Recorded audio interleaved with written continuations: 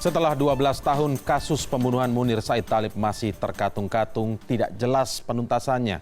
Meski Polikarpus Budihari Priyanto sudah ditetapkan sebagai pelaku, aktor intelektual utama di balik kasus ini masih tanda tanya. Komisi untuk Orang Hilang dan Korban Tindak Kekerasan atau Kontras memenangkan gugatan di Komisi Informasi Publik atau KIP dalam kasus pembunuhan Munir. Dalam gugatannya, Kontras menuntut agar Sekretariat Negara membuka hasil investigasi kasus terbunuhnya Munir Thalib, pejuang hak asasi manusia di Indonesia, yang dibunuh dengan racun di pesawat dalam perjalanannya menuju Belanda 12 tahun lalu. Betul telah terjadi pertemuan antara tim TPF, tim pencari fakta untuk kasus pembunuhan Munir dengan pihak Presiden, di mana dalam pertemuan itu juga dihadiri oleh Kementerian Sekretariat Negara, yang dalam hal ini adalah pihak yang kami mintai untuk memberikan informasi atau memberikan dokumen terkait dengan pembunuhan Munir. Namun dalam persidangan, Sekretariat Negara mengklaim tidak memiliki dokumen yang dimaksud. Hal ini ditegaskan oleh staf khusus Menteri Sekretaris Negara Bidang Hukum, Alexander Lai. Menurut Alex, justru KIP meminta Sekretariat Negara mengumumkan tidak memiliki dokumen tersebut.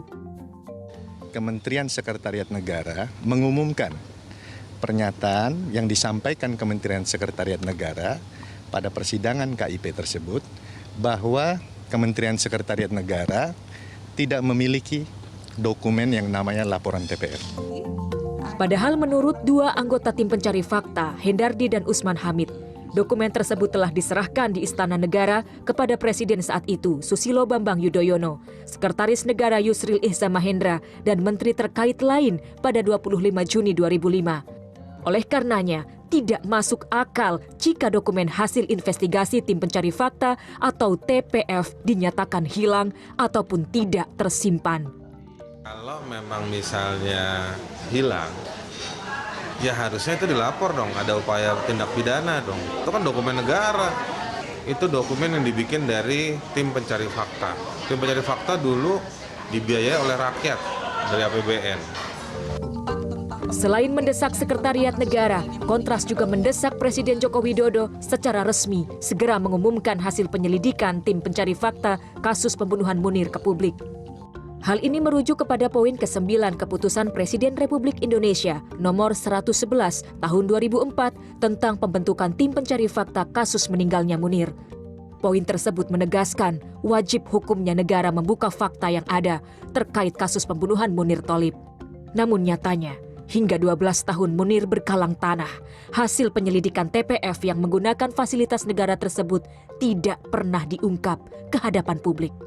Ini menegaskan bahwa dokumen itu sudah diterima oleh Presiden. Munir Said Thalib, aktivis HAM kelahiran Malang 8 Desember 1965 ini, tewas dalam perjalanan menuju Amsterdam, Belanda pada 6 September 2014. Ia berencana melanjutkan studi S2 di Universitas Utrecht, Belanda. 2 jam sebelum mendarat, tepatnya 7 September 2004, pukul 8 pagi lebih 10 menit, Munir dinyatakan meninggal dunia. 12 November 2004, Institut Forensik Belanda yang melakukan pemeriksaan mengeluarkan hasil otopsi. Tim forensik menyatakan menemukan senyawa arsenik dalam tubuh Munir. Seiring berjalannya waktu, 2 orang ditetapkan sebagai tersangka dalam kasus kematian Munir, yakni pilot Garuda Polikarpus Budihari Priyanto dan Deputi Badan Intelijen Negara atau BIN Mayor Jenderal Purnawirawan Mukhdi PR. Namun, Mukhdi PR akhirnya dibebaskan, sementara Polikarpus divonis 14 tahun penjara. Meski divonis 14 tahun, Polikarpus mendapatkan pembebasan bersyarat pada November 2014 setelah menjalani masa tahanan 8 tahun 11 bulan. Ini kado pahit menjelang 11 tahun peringatan kematian Munir tanggal 7 September mendatang. Kami pikir ini satu langkah yang sudah kami upayakan secara kuat, tapi namun kemudian ada pertimbangan lain dari majelis hakim yang menurut kami justru kami tidak sependapat dengan apa yang tadi didalilkan oleh majelis hakim. Tangan merentang, bahu memikul. Pemerintahan Jokowi JK menjadi rezim yang menerima warisan hutang moral untuk mengungkap otak kasus pembunuhan Munir Thalib. Jika kasus Munir tak terungkap tuntas, akan menjadi presiden buruk penegakan hukum dan hak asasi manusia di negeri ini. Suci Bancin, CNN Indonesia. Pemerintah diminta segera membuka dan mengungkapkan hasil kerja tim mencari fakta kasus pembunuhan aktivis HAM Munir Said Talib. Diyakini dalam laporan TPF itu tercantum nama dalang pembunuhan Munir 12 tahun lalu. Lalu apa yang membuat pemerintah dari masa ke masa, dari rezim ke rezim seperti enggan membuka dan menyingkap siapa dalang pembunuhan Munir itu? Akankah ada angin segar dari era Presiden Joko Widodo? Kami mengulasnya malam hari ini dengan Deputi 4 Kantor Staf Presiden Bidang Komunikasi Politik dan Diseminasi Informasi Eko Sulistyo, lalu ada anggota Komisi 3 DPR Taufikul Hadi. Selamat malam Pak Taufik, selamat malam. Mas Eko telah bergabung bersama kami. Kita juga masih menunggu salah satu koordinator Kontras, Haris Azhar. Kita masih menunggu. Pemohon begitu di sini ya. Baik. Nah, saya ingin pertama dulu ke sikap pemerintah. Sebenarnya saya ingin tahu bagaimana sebenarnya komitmen pemerintah tentang kasus Munir ini. Sebelum kita berbicara hal yang lebih detail lain. Terkait kasus Munir ini, komitmen pemerintah di era Presiden Joko Widodo ini seperti apa? Ingin mengungkap tuntas, setuntas-tuntasnya begitu, siapa dalang ataukah bagaimana? Ya, saya kira terakhir ya, saat Presiden bertemu dengan para pengamat hukum maupun praktisi hukum di Istana. Dan September lalu ya? Ya, itu jelas ada komitmen politik ya, dan untuk penyelesaian kasus Munir ini. Tentu dalam upaya komitmen politik ini jalan penyelesaiannya adalah jalan penyelesaian hukum. Saat itu momentumnya apa sebenarnya? Mengumpulkan praktisi hukum dan kemudian menyampaikan akan menuntaskan memang kasus tidak spesifikasi soal Munir fokus saja atau? Ya, tidak fokus, tapi juga menyangkut pelanggaran-pelanggaran HAM masa lalu. Kemudian juga terkait dalam kerangka reformasi hukum ya. Oke. Itu yang kerangkanya reformasi hukum begitu. Apa yang dikerjakan sekarang juga begitu ya. Jadi itu terkait pelanggaran HAM masa lalu termasuk Munir. Disebutkan jelas di situ termasuk Munir. Berarti ingin menuntaskan begitu. Jelas. Nah, katakanlah ini sekarang informasinya kan Setnek tidak memiliki. Katakanlah memiliki begitu. Apakah Presiden akan membuka ke publik hasil TPF itu? Ya, ini yang ramai sekarang ini ya. Nah, menurut saya ada misleading ya yang perlu diluruskan bahwa keputusan dari KIP ya sesuai dengan Undang-Undang 14 2008 ini kan belum memiliki kekuatan hukum ya atau belum inkrah. Oke, belum kekuatan hukum tetap begitu ya, karena kemudian masih ada rentang waktu pada termohon untuk melakukan upaya keberatan dan sebagainya. Itu satu. Yang kedua juga KIP ini adalah lembaga kuasi pengadilan. Ya. Yang artinya bahwa putusannya itu bukan bersifat final dan mengikat, tapi putusannya juga masih bisa dilakukan upaya hukum di pengadilan negeri. Itu ya. Nah, terkait dengan kasus putusan ini ya. Nah, kalau saya lihat di salinan dari putusan KIP ini memang ada proses yang menurut saya misleading informasinya ya. Karena pemohon juga merefer Kepres nomor 111 ya 2004 itu tentang pembentukan TPF ya pada kasus Munir. Nah, yang direfer terutama adalah keputusan nomor 9 bahwa pemerintah wajib mengumumkan hasil dari tim pencari fakta ini. Nah, kita lihat bahwa keputusan ini Kepres ini kan dibuat pada saat zaman pemerintahan SBY. Nah, tim ini juga dibentuk. Kalau kita lihat juga di isi Kepres itu jelas sekali bahwa dibentuk untuk membantu tugas kepolisian. Artinya apa? Tim ini bekerja untuk semacam mensupervisi dari kepolisian. Karena kepolisian saat itu, ini konteks sejarahnya ya. Kepolisian saat itu, khususnya di bawah saat itu kalau nggak salah Kabar Eskrim yang menjadi Kapolri itu Pak Hindarso, Bambang Hindarso Danuri. Ya. Nah mereka bekerja, kemudian ini ada semacam ketidakpercayaan lah publik sehingga dibentuk tim ini untuk melakukan supervisi. Oke, Jadi baik. ruang lingkupnya adalah membantu. Ini menjadi kemudian keputusan tim itu adalah tim supervisi, ya, kira-kira begitu. Oke. Nah, karena ini sifatnya adalah membantu dan kemudian proses yang dilakukan oleh kepolisian kan sudah berjalan. Oke. Ya, tadi disebut soal ada Polikarpus, ada Deputi Bin, Ya. ya, yang Diproses lah dalam diproses dalam proses itu. Nah, pertanyaannya kemudian, ya, substansi pertanyaan adalah satu, kenapa kemudian pada saat itu tidak diumumkan? Oke. Rentang waktu yang sekian, Pak SBY memerintah itu dari 2004 sampai 2 periode. Oke. Nah, saya tidak akan menyalahkan pada pemerintahan masa lalu ya. Karena Tapi konteksnya faktanya tadi terjadi seperti itu. Bukan, faktanya justru karena memang mungkin tidak dibuka karena proses hukumnya sudah berjalan. Gitu loh. Karena ada proses hukum berjalan tidak perlu dibuka maksudnya. Mungkin pada saat itu saya nggak tahu. Tapi menurut saya seperti itu karena tim ini dibentuk untuk mensupervisi. Gitu loh, mensupervisi kepolisian. Itu baik. kalau kita lihat keputusan ini, rentesan keputusan dari KIP ini merefernya adalah Baik. pemohon pada Kepres 111 2004. Jadi Oke. supaya nggak misleading. Tekniknya menurut saya. seperti itu, tidak misleading Ya, ya. Oke, ya. itu sudah berhasil bisa disampaikan. Ya, tapi ini yang ingin bukan- saya tanyakan ya, ya. adalah semangatnya. Nah, kenapa pertanyaan saya tadi soal komitmen akan tuntaskan seperti Ya, ya. yang disampaikan bulan Ya. September. Katakanlah itu ada pemerintahan Jokowi sendiri berniat membuka tidak TPF itu kepada hasil TPF itu ke publik. Nah, itu yang begini. TPF ini kan bukan penyidikan ya. Ya, tapi ini tadi saya katakan sifatnya mensupervisi dan ini bagian dari pengumpulan data, memverifikasi data, memberikan analisis. Jadi ini bagian dari proses penyelidikan. Nah, tentu ada nama-nama ya. Ya, Ada nama-nama. Nah, kalau misalnya kita mau merefer undang-undangnya sekarang, ya kan? Ini kan peristiwa yang pada saat Kepres itu diputuskan, itu 2004. Undang-undang KIP kan belum ada. Sehingga merujuknya tentu adalah KUHP. Nah, sementara di Undang-Undang KIP sendiri ini dalam pasal 17 ayat 1A, Ya, ya. itu ada bagian informasi yang dikecualikan. Boleh itu.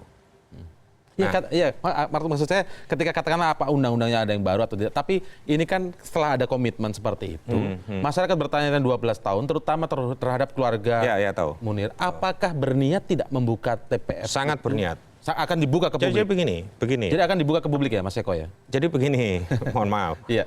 Jadi begini, komitmen presiden tentu akan menuntaskan itu Oke. secara hukum. Sehingga kemudian tidak ada upaya, kemudian tindakan presiden itu akan ada upaya untuk menuntut misalnya. Nah sementara misalnya kita juga nggak tahu hasil dari TPF itu, apakah kemudian ada nama-nama yang dicantumkan di situ. Oke. Yang misalnya ya, nama-nama tersebut karena itu merupakan analisis misalnya tidak pernah dikonfirmasi. Contoh ada satu orang misalnya, Oke. yang dia nggak pernah ketika dimintai keterangan tidak pernah ada. Nah ketika kemudian nama itu dibuka, Takutnya menjadi fitnah, bukan fitnah, dia bisa menuntut balik. menuntut presiden. Oke. Nah kita nggak ingin itu terjadi kan. Nah sementara di undang-undang keterbukaan informasi publik Kalau itu, yang membuka bukan presiden misalnya melalui menteri sekretaris negara? ini kita substansinya ya, bukan soal aktornya ya. Ya. Nah kalau kemudian merefer pada undang-undang ini, di dalam pasal 17 ayat 1A itu, ada bagian informasi yang dikecualikan. Karena tidak semua informasi negara itu kemudian bisa dibuka oleh publik. Ada informasi-informasi yang dikecualikan. Nah dalam konteks ini adalah yang menyangkut soal proses kalau itu dibuka bisa mengganggu proses penyelidikan maupun penyidikan. Oke. Itu jelas tertera di situ. Kalau rencana dibuka ke keluarga Munir, Kenapa? almarhum Munir, dibuka secara tidak ke publik tapi hanya dibuka kepada keluarga Nah itu soal nanti upaya hukum dan sebagainya kan. Tapi presiden Karena yang sebenarnya membuat penasaran ketika hasil TPF itu sudah ada disebutkan begitu oleh Usman Hamid, kemudian Haris Azhar, bahwa di situ ada nama dalang sebenarnya. Siapa sebenarnya dalangnya begitu. Ini kan kemudian menjadi pertanyaan tapi publik. ini kan sifatnya kan bukan pro justisia kan, ya kan, Iya. ya kan. Nah sehingga kalau kemudian itu dituntut dibuka, balik maksudnya. iya gitu loh. Tapi kalau misalnya dibuka Tapi saja kepada kemudian TPF ini misalnya bisa jadi ya TPF ini menjadi data permulaan ya sebagai bukan kemudian ditiadakan. Misalnya nanti pada proses penuntasan kasus Munir ini bisa dipakai kembali oleh penyidik misalnya. Oke. Tapi masyarakat bisa mengharapkan angin segar lah dari era Presiden Jokowi sekarang, karena kalau dilihat di lingkungan sekitar Presiden kan ya ada Mas Eko sendiri yang dulu aktif Ya, juga, tunggulah. kemudian ada Kita Bu tunggu. Retno dan Kita lain tunggu. sebagainya. Ya. Ada Mas Teten dan sebagainya. Ya, jadi kemudian tadi misleadingnya juga supaya kemudian pernyataan-pernyataan itu tidak keluar dari konteks fakta. Jadi intinya Misalnya sekarang ini faktanya, baik. ini kan belum menjadi satu saya langsung saja keputusan bertanya soal begini sebelum saya ke Pak Taufikul. Saya langsung saja bertanya karena ada pemikiran seperti ini ketika belum menjabat atau berada di lingkup kekuasaan. Ya. Semua itu akan menuntut, tapi begitu berada di lingkup kekuasaan tentu ada hal-hal yang tidak mungkin dibuka semua ke publik karena akan mengganggu kestabilitas. Tapi dalam konteks Munir ini saya ingin meminta jaminan begitu dari Anda, dari kantor staf Presiden, Ya. mewakili istana hari ini begitu, bahwa tidak akan ada menutupi siapapun, bahkan di situ ketika ada nama pejabat negara penting pun saat ini. Ya, tentu sesuai dengan koridor hukum kan. Kalau enggak kita akan backfire untuk ada gugatan balik dan sebagainya. Itu yang dihindari oleh istana. Untuk kantor staf Presiden saya kira banyak teman-teman Munir yang ada di situ, kepala staf dan sebagainya. Pasti kita akan mengawal proses itu. Oke, baik, itu jaminannya. Nah, sekarang saya akan ke Komisi 3. Kita mulai berbicara soal ini disebut hilang. Tadi kita dengar apa yang disampaikan Haris Azhar. Saya harus mewakili Haris Azhar karena sebenarnya Haris Azhar harus dihadirkan ke sini. Harus itu.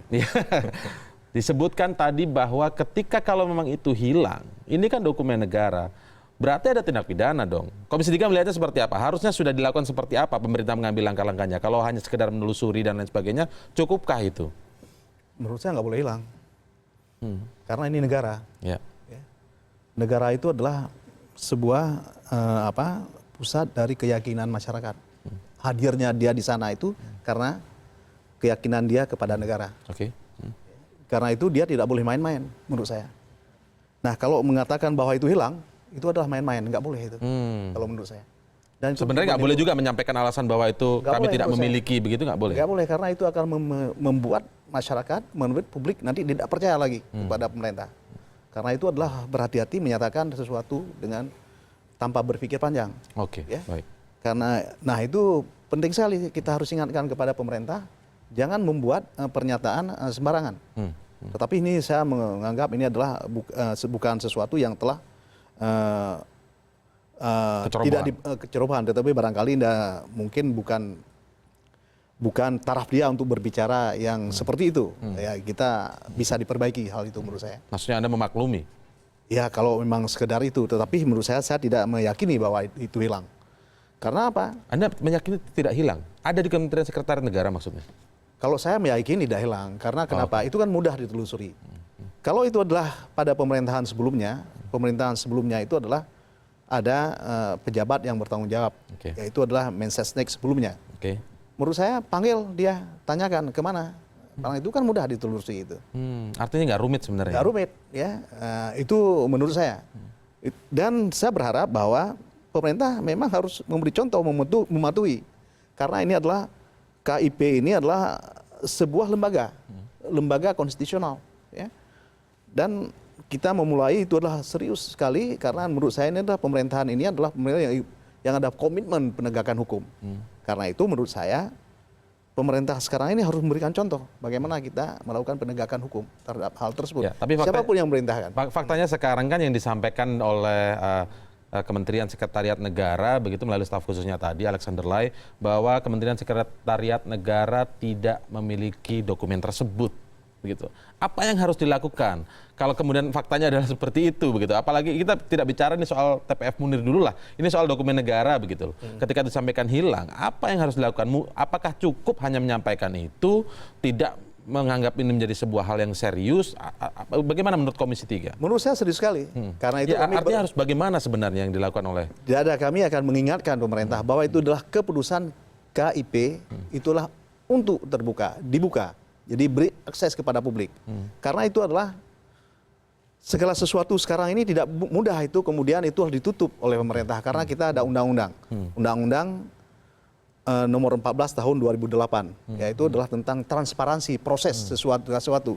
Nah, berikutnya kalau memang ada sesuatu yang disampaikan oleh Pak Eko itu adalah ada memang harus dirahasiakan, maka harus jelas itu adalah sejauh mana itu adalah rahasia dan sampai kapan kemudian disimpan sehingga suatu ketika dia boleh diakses. Itu harus jelas terhadap hal itu. Jadi tidak boleh rahasia terus begitu ya? Tidak ada yang seperti itu. Ya, itu harus jelas terhadap hal tersebut. Ini kan sudah bertahun-tahun ini kan. Ini kan tentu saja nanti saya tidak ingin pemerintah ini adalah menanggung beban sesuatu yang tidak dilakukan.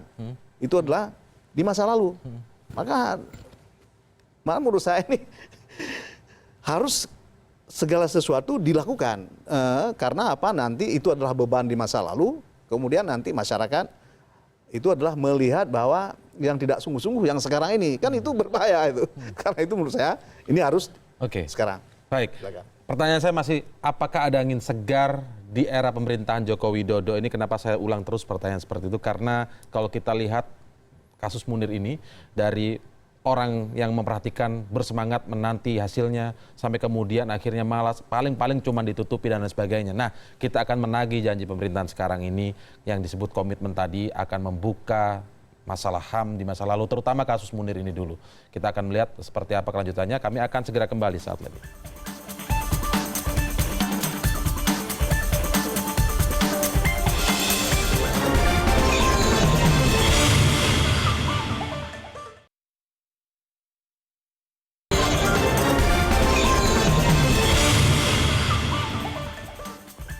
Staf khusus Menteri Sekretariat Negara Alexander Lai menegaskan Kementerian Sekretariat Negara tidak memiliki dokumen hasil penyelidikan tim pencari fakta kasus kematian aktivis HAM Munir. Terkait putusan pengadilan Komisi Informasi Pusat mengenai publikasi dokumen TPF, Kemensetnet menyatakan kewajibannya adalah mengumumkan bahwa dokumen TPF memang tidak dimiliki oleh Kementerian Sekretariat Negara. Yang diperintahkan oleh Komisi Informasi Pusat adalah Kementerian Sekretariat Negara mengumumkan pernyataan yang disampaikan Kementerian Sekretariat Negara pada persidangan KIP tersebut bahwa Kementerian Sekretariat Negara tidak memiliki dokumen yang namanya laporan TPF. Terkait misteri keberadaan dokumen hasil kerja tim pencari fakta kematian aktivis HAM Munir, juru bicara Kepresidenan Johan Budi mengkonfirmasi bahwa Presiden sudah memerintahkan kepolisian dan Jaksa Agung untuk menelusurinya. Presiden juga menyatakan penelusuran ini akan berjalan beriringan dengan penyelesaian kasus kematian Munir. Concern, kemudian memerintahkan pada Jaksa Agung yang pertama tadi menelusuri keberadaan hasil TPF itu. Nah, setelah itu tentu dipelajari ya. Apakah dari dokumen-dokumen TPF tadi ada hal-hal baru yang kemudian bisa ditindaklanjuti oleh kejaksaan ya, atau oleh kepolisian.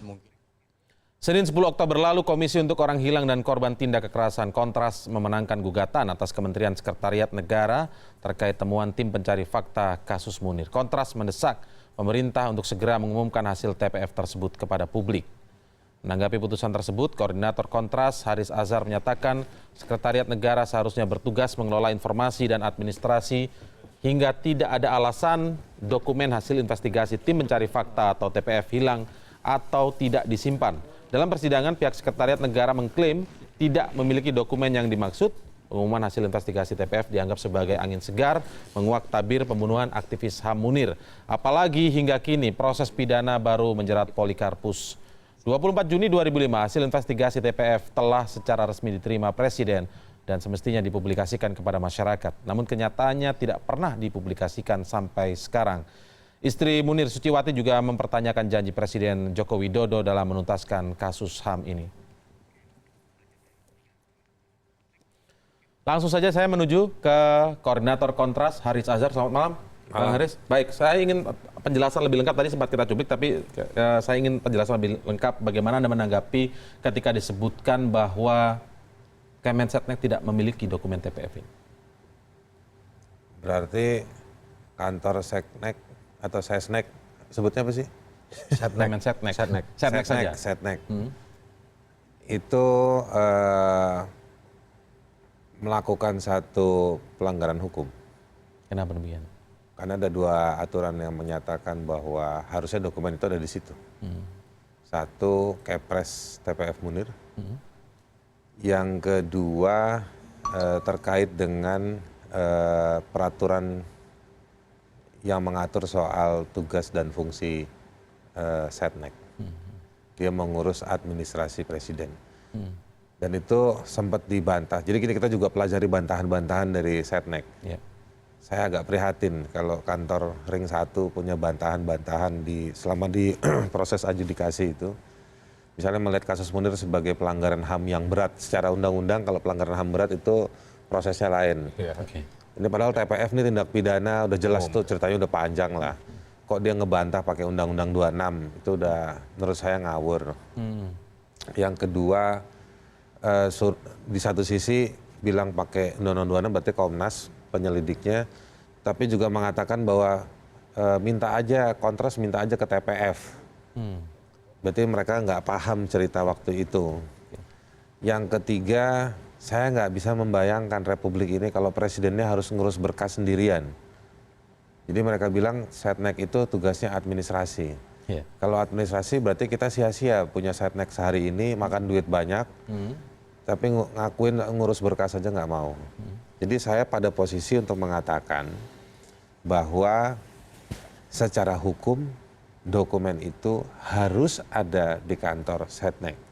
Kalau tidak ada, berarti pernah ada maling yang masuk ngambil, ya, atau ada orang dalam yang sengaja menghilangkan.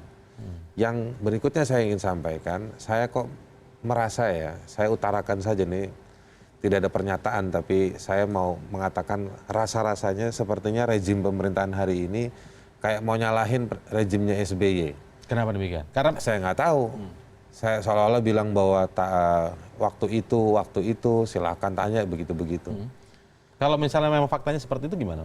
Begini, dalam teori negara, pemerintahan yang berkuasa kemudian seberapa bentuknya berbeda, warnanya berbeda, aliran politiknya berbeda, kepentingannya berbeda, dia tetap kelanjutan dari pemerintahan yang sebelumnya.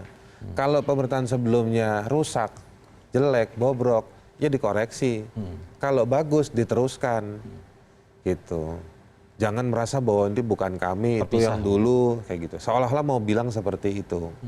Nah, jadi saya mau katakan, kalau tidak ada, pertanyaan kita adalah, terus solusinya apa? Ya kan? Jangan nanya ke hilang aja begitu. Hilang terus nggak ada, nggak mau dikasih. Buang-buang waktu sidang ke adjudikasi. Untung kantornya dekat, tapi saya nggak tahu apakah pegawai Setnek yang sidang di adjudikasi KIP itu naik mobil atau enggak. Naik mobil kan pasti pakai biaya negara. Lebih baik dari awal katakan tidak ditemukan daripada dia datang ke kantor saya minta pengertian, nanti kita begini, nanti kita begitu, langsung tegas. Dalam Kepres soal TPF Munir, ada tanggung jawab presiden dan tanggung jawab pemerintah, dan oleh karenanya presiden sebagai kepala pemerintahan juga bertanggung jawab bahwa harus mengumumkan kepada masyarakat. Kalau tidak ada, umumkan, hei masyarakat, warga, dokumen tidak ada. Saya akan melakukan 1, 2, 3. Apalagi katanya punya hutang moral. Kasus Mas Munir katanya begitu. Kata presidennya Mas Eko. Oke. Benarkah ada kesan mau menyalahkan pemerintahan sebelum Anda setuju disebut ini? Enggak ada ya. Enggak ada. Cuma memang proses ini kan ada kelanjutan. Memang ini kemudian jadi problem baru ya. Soal ketiadaan dokumen yang tidak ada di Setnek. Mulai kapan sih diketahui bahwa tidak ada dokumen? Saya sepakat bahwa pemerintah ini ada kelanjutan, ya, tidak ada keterputusan, dan tidak ada sebetulnya penghindaran tanggung jawab negara, ya, itu sepakat. Tapi kita ingin pada pokok permasalahan. Nah, kenapa kita harus refer pada pemerintahan masa lalu? Karena kontras misalnya yang di dalam kronologi sengketa itu juga merefer pada Kepres 111 2004 ya tentang pembentukan TPF Munir. Nah itu kan pada saat pemerintahan SBY. Oke. Nah itu 2004. Jadi mau nggak mau harus merefer ke sana. 2004. Gitu ya? Kenapa? Saya katakan tadi di awal. Kenapa kemudian itu tidak diumumkan? Karena ini pikiran saya. Kenapa tidak diumumkan? Karena di dalam Kepres 111 itu dijelaskan betul bahwa tim ini adalah tim untuk membantu tugas kepolisian. Jadi tim ini semacam supervisi. Karena pada saat itu tim resmi dari kepolisian yang waktu itu Kabar Eskrimnya di lead oleh Kabar Eskrim Pak Hendarso Danuri itu bekerja gitu loh. Itu bekerja sehingga tim ini semacam supervisi. Jadi tidak punya kewajiban membuka. Nah, ini kan kemudian prosesnya sudah berjalan. Tadi ada penyebutan soal Polikarpus, ada penyebutan soal Deputi Bin yang sudah diproses secara hukum meskipun misalnya ada yang bebas ya. Nah, itu prosesnya. Apakah ini kemudian proses hukumnya berjalan sehingga itu tidak diumumkan oleh pemerintah masa lalu? Gitu loh. Ini tidak, kalau perspektif saya tidak akan menyalahkan itu. Gitu loh. Nah sekarang sejak 2010 ya, meskipun ini terbitnya 2008 Undang-Undang Nomor 14 itu berlaku. Nah, sementara di sana ada klausul di pasal 17 ya, yang menyebutkan ada bagian informasi yang dikecualikan, yang menyangkut proses penyelidikan dan penyidikan. Itu ada informasi yang dikecualikan. Nah itu dia Mas. Gitu loh. Kalau misalnya ada yang dikecualikan bisa ditutup. Nah makanya ini sekarang sudah itu dia ya. Tapi bukan menghindar menyampaikan dan mengatakan hilang, nggak boleh negara bilang hilang. Nah makanya saya tadi mengatakan bahwa tidak boleh menghindar tanggung jawab. Sekarang begini, kalau tim Setnek itu bicara di ruang publik di kantor KIP atau bicara di media sekarang bilang dokumen itu hilang. Berarti ada urusan lain lagi. Berarti sedang menunjukkan kesalahannya dirinya sendiri. Ini yang jadi. Kan menunjukkan kesalahan sendiri. Tadi saya udah bilang, kalau seorang presiden, siapapun orangnya, apapun jenis kelaminnya, dari partai manapun, dia terima tamu harus ngurus dokumen sendiri. Ya kan? Lain kali kita cari presiden yang lulusan dari akademi sekretaris atau akademi administrasi aja. Tapi Anda meyakini dokumen itu hilang benar tidak? Secara naluri Anda? Saya pernah dengar banyak cerita bahwa dokumen-dokumen pelanggaran hak asasi manusia atau kejahatan-kejahatan negara itu, yang mengungkapkan kejahatan negara itu banyak yang hilang. Misalnya kasus TGPF Mei 98. Dulu beberapa anggota timnya, misalnya Mas Bambang Wijayanto, itu kan anggota timnya, itu di mobilnya dokumennya pernah dibobol. Ya, saya pernah baca satu berita report ya yang bilang seperti itu. Terus beberapa kantor itu saya punya cerita juga bahwa dokumen-dokumen itu dihilangkan. Jadi memang ini kelakuan, modus kalau kata anak zaman sekarang. Ini modus gitu. Modus ya? Modus. Dihilangkan berarti? Menghilangkan dokumen-dokumen itu.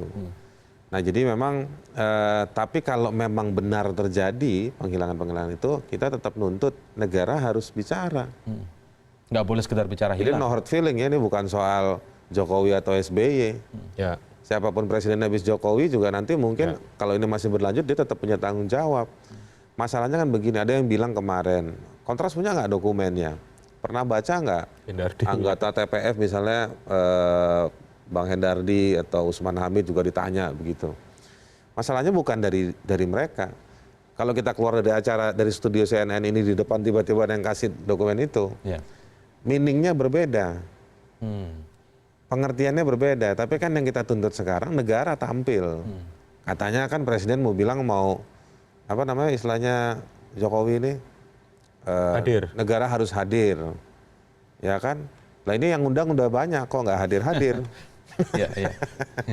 Oke, bagaimana Anda melihat Komisi 3 dari hal ini? Kalau memang tetap harus kemudian dikatakanlah itu tidak ada, langkah apa yang paling utama begitu yang harus segera dilakukan? Dalam hal ini mungkin Setnek.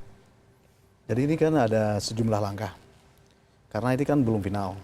Ya, yang harus ketahui mungkin seperti disampaikan tadi oleh Eko ini, hasil KIP ini mungkin ada banding dan sebagainya. Ya. Itu kita tunggu saja. Walaupun itu adalah masih dalam sekarang dikasih waktu itu adalah 3 kali 24 jam. Tapi kita lihat apa sikap pemerintah dalam konteks itu. Tetapi akhirnya memang harus diingat bahwa kasus ini adalah memberikan pelajaran berharga bagi pemerintah bahwa informasi yang dikelola sekarang ini pada dasarnya dapat diakses oleh publik. Jadi bisa sebenarnya harusnya. Bisa, karena ada kalau tidak ada KIP di situ. Ya. Itu adalah menunjukkan adalah komitmen kita berbangsa bernegara. Segala proses itu harus terbuka, diakses publik. Walaupun saya sudah mengatakan tadi, walaupun ada sejumlah juga hal-hal tertentu yang sifatnya sangat rahasia, dan itu dilindungi oleh undang-undang. Tetapi itu harus jelas. Sejauh mana, bagaimana yang bersifat sangat berharga yang tidak boleh diungkapkan, sejauh mana dia kemudian itu adalah sifatnya rahasia, sampai kapan dia bisa diakses. Itu harus diingat. Itu adalah langkah kita yang lebih maju di dalam konteks kita berbangsa dan bernegara. Saya ada satu, jadi ingat nih. Coba tanya ke Arsip Nasional. Karena seingat saya, ketika rejim pemerintahan SBY selesai, mereka semua itu kalau tidak salah menyerahkan dokumen negara ke Arsip Nasional. Itu. Oke, baik. Sebenarnya saya kan kayak Super Semar jadinya. Apa? Kayak Super Semar. Jadi kayak sebetulnya yang kayak Super Semar banyak tadi seperti saya bilang gitu. Banyak yang hilang begitu. Yang menunjukkan skandal-skandal politik, kejahatan negara. Mungkin atas nama negara sengaja Begini, itu dia tadi, kalau kita memang bangsa yang mau beradab dengan memperkaya informasi tadi ya, ciri-ciri negara demokratis itu. Dinyatakan ini ada dokumennya yang dibuka hanya berapa paragraf, yang bagian mana ditutup, negara harus menyampaikan itu. Nggak bisa dengan cara mengolok-olok diri sendiri. Ini kan hilang tadi. Ini kan apa yang dilakukan oleh Seknek, mengatakan bahwa dokumen hilang. Ini kalau dalam satu ideologi namanya ideologi tukulisme. Menghina diri sendiri, terus lucu. Baik. Nanti kita akan lanjutkan lagi. Apakah memang nanti, saya ingin tanya, apakah Anda merasa di era Presiden Jokowi ini kasus Munir ini akan tuntas? Sudah 12 tahun, belum tuntas, terbuka siapa dalangnya. Apakah Anda yakin begitu? Kontras melihat ini akan tuntas di era ini. Kami akan iklan dulu. Kami akan segera kembali setelah jeda berikut ini.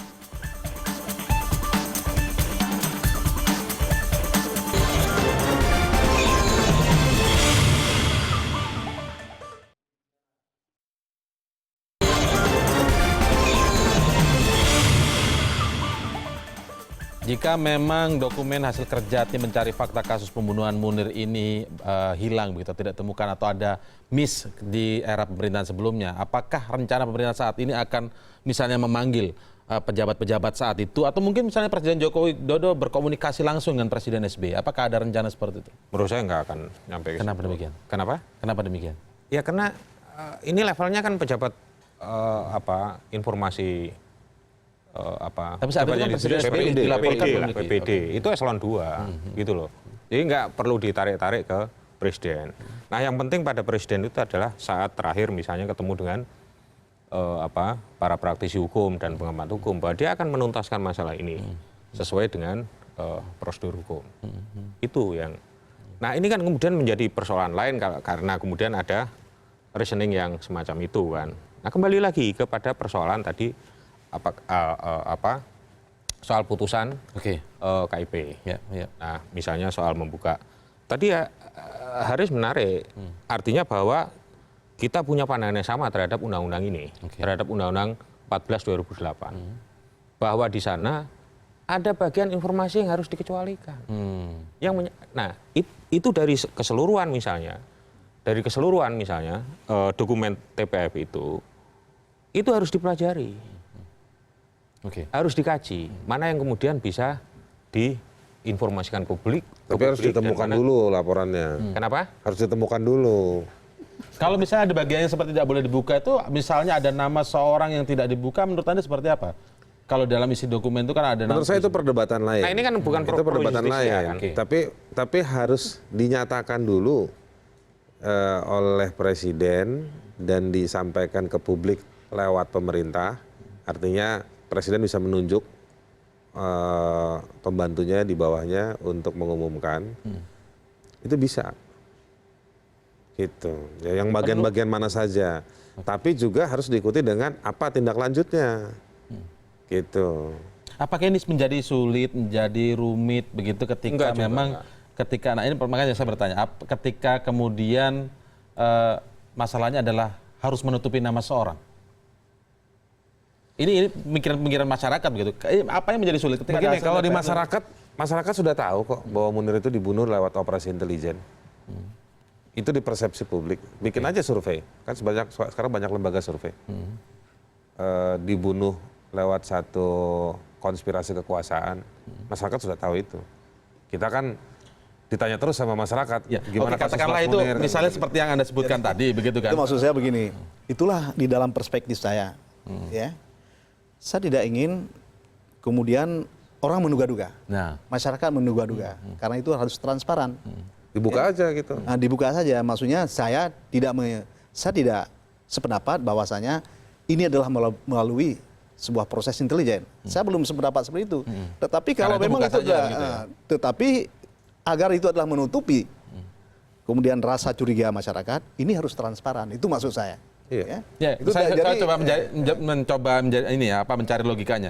Katakanlah misalnya ini benar-benar operasi intelijen, misalnya kemudian seperti itu. Tapi itu kan era yang lalu. Apa yang membuat sulit di era sekarang ini? Enggak, saya enggak begini ya, supaya ini kan dokumen ini sifatnya bukan pro justisia. Nah, sehingga nama-nama tersebut kalau dibuka juga bisa, misalnya mereka bisa menuntut balik karena bukan Iya, sifat karena mungkin bukan fakta mereka hukum. tidak pernah Minta minta konfirmasi. keterangan dan sebagainya, ada yang menolak dan sebagainya. Nah ini kan kita nggak ingin itu terjadi, misalnya presiden dituntut. Nah dia akan menuntutkan proses itu secara hukum. Nah kalau kemudian itu dianggap ada bagian operasi intelijen, itu juga harus dibuktikan.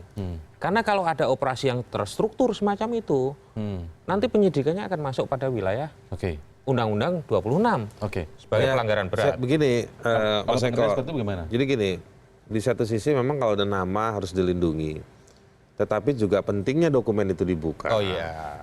Dalam rangka supaya Suciwati, anak-anaknya Munir, ya kakak-kakaknya Munir, keluarganya Munir, atau bangsa ini, saya sih kemana-mana ditanya orang terus dan memberikan support, kasus Munir harus tuntas, kita doakan dan lain-lain. Yang ingin saya katakan, kalau misalnya ternyata ada dalam laporan-laporan itu ada banyak hal yang sebetulnya negara belum ngapa-ngapain, Ya. belum membuat apa-apa, itu juga jadi indikator penting. Jadi mari dibuka, dibaca sama-sama pada tingkatan tertentu, dibaca full. Kalau memang mau dibuka ke masyarakat ada nama-nama tertentu, oke. Tetapi orang seperti Suciwati, dia harus punya akses full. Tidak satu titik pun yang terabaikan untuk si Suciwati boleh membaca. Sehingga Dia punya hak untuk mengetahui secara penuh isi TPF hak. itu. Sehingga dia juga bisa mengukur, wahai negara, engkau sudah bikin apa saja. Oke. Baik. Gitu. Jadi satu sisi memang ada nama si orang yang diduga kuat sebagai pelaku atau bertanggung jawab atas apa yang terjadi. Tetapi juga dari pihak yang lain juga menggunakan laporan tersebut untuk sebagai indikator. Baik. Begini Mas Eko, kalau memang ternyata laporan itu melibatkan atau menunjukkan bahwa ini ada satu konspirasi kejahatan yang dilakukan oleh berbagai pihak dengan menggunakan fasilitas institusinya. Ya. Dan saya pikir kalau Presiden Jokowi hari ini memulai, ya, saya nggak berani bilang dia akan lanjut 5 tahun lagi, tapi dengan mandatnya dia hari ini, 3 tahun pun tidak akan selesai. Oke. Gitu. Makanya kita selalu bilang kasus Munir itu menjadi ujian penting buat bangsa ini, siapapun presidennya. Bagi siapapun pemerintahan gitu ya. Betul. Oke, baik. Ini kan masih bergulir sebenarnya ada banyak sekali pertanyaan terkait apa rencana upaya banding dan lain sebagainya. Tapi kita akan lihat seperti apa bergulirnya nanti. Kita akan lanjutkan lagi episode yang belum tuntas malam hari ini. Tapi saya harus akhiri malam hari ini. Sebelum kita lanjutkan Kita lagi. tadi undang lagi dong kita. Iya. Semoga bersedia. Terima kasih Pak Taufik Riyadi. Terima kasih Mas Eko dan juga Bang Haris Azhar. Selamat malam. Malam.